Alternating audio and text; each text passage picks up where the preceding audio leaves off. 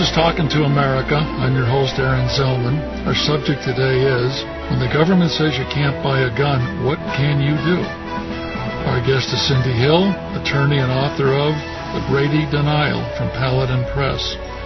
Cindy, welcome to Talkin to America. Thanks, Aaron. Wonderful to be here. I have to ask you the obvious question. What is a Brady denial?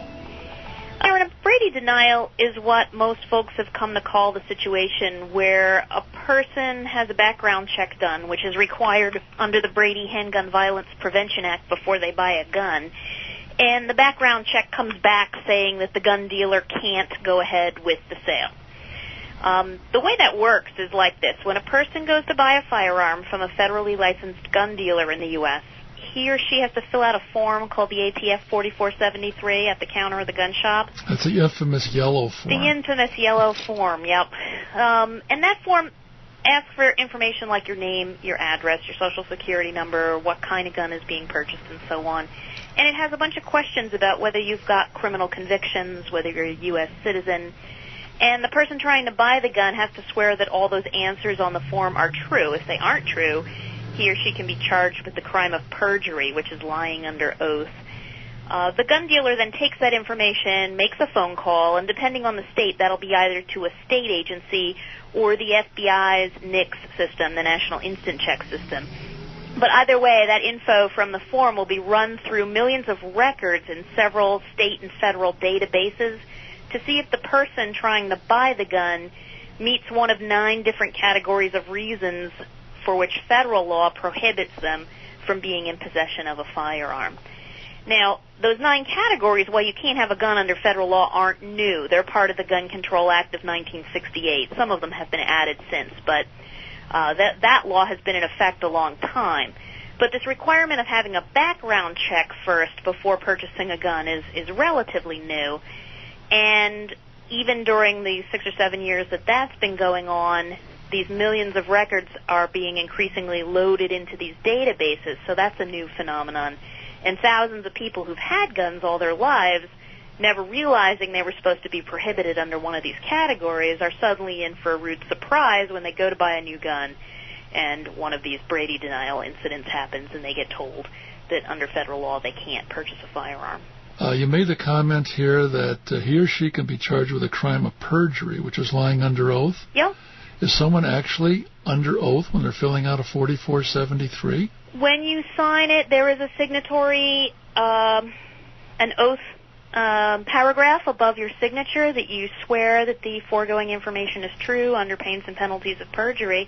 And in fact, the most common prosecution relative to the purchase of a gun is actually the lying on the form, is actually the charge of perjury, because it's very easy for them to prove. If you say you don't have a felony conviction, but you do, or you say you don't have a misdemeanor conviction for domestic violence crime, but you do, all they have to do is charge you with lying on the form, and there's really very little work for the prosecutor to have to do. You've got a form where you swore you didn't have a conviction. They have a piece of paper that shows you have a conviction, and you're now guilty of the federal felony of perjury.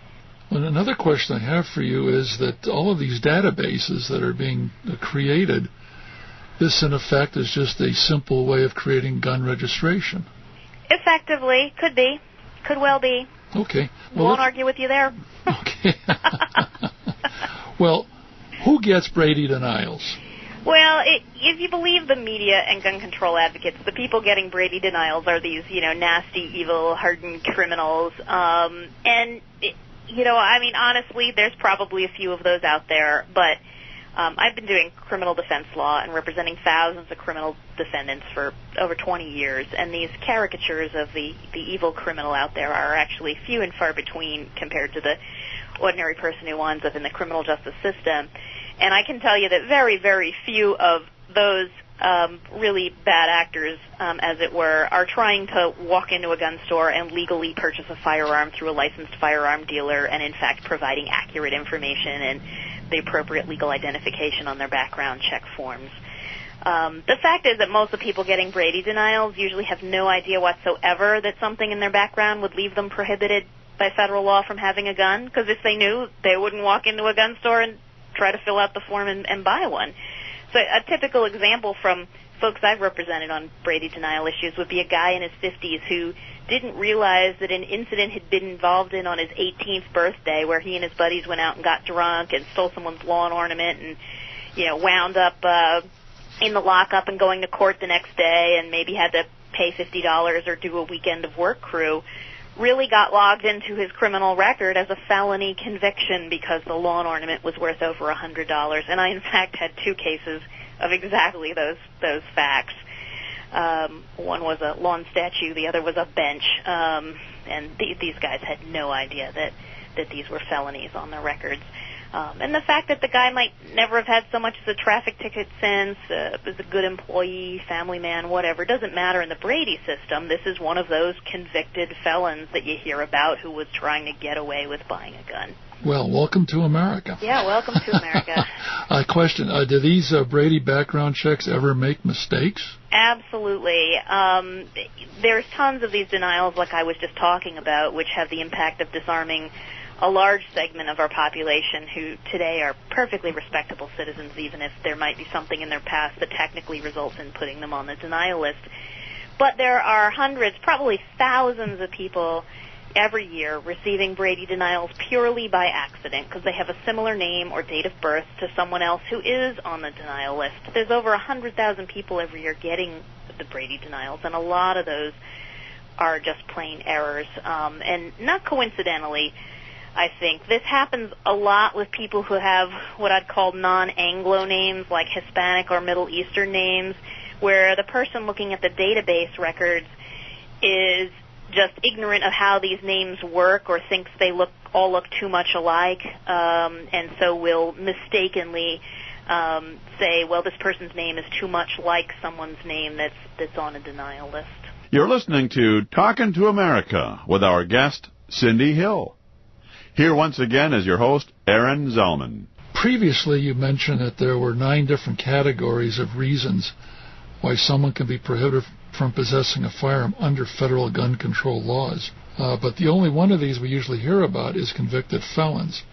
So can you tell us about those criminal convictions that will land you in a Brady denial?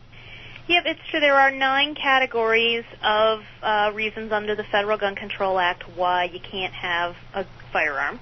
4 of those 9 categories are related to criminal matters, and the first we usually hear about is what people erroneously call felon in possession. And this is the largest category of people prohibited from possessing firearms, but the federal definition of which criminal convictions count to deny you a gun